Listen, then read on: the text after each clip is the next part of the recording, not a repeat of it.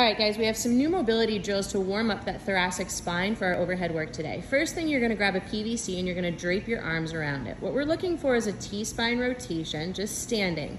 Now, what we wanna see here is that Tarkin's eyes are following the path of that hand that's going back. He pauses for that 1001, 1002, and each time he rotates, he should be able to rotate those eyes, that ocular rotation. He should be able to follow the path of his finger a little bit further every single time he does it. You're gonna do 10 of those. After that, you are going to do a half kneeling T-spine rotational stretch.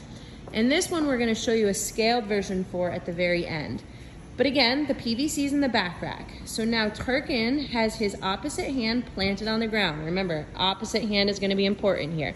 That one knee is up, and same thing, he's trying to follow the path of that fingertip with his eyes looking up towards the ceiling. We want you to hold for 5 breaths in that rotation. Then when you're gonna come out of it, you're doing what Tarkin's doing is like a hip and ankle opener. So he's rotating the hip, rotating the ankle, just opening things up, and then he'll go back down on that same hand, looking up towards the ceiling, and in this position, we're holding for 5 breaths.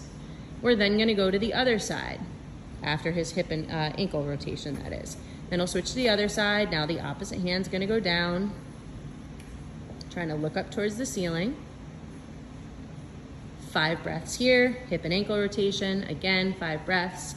And now a way to scale this to make it a little bit easier, because not everybody's gonna be able to reach down towards that floor, we just want you in this position to do that nice same T-spine rotational stretch,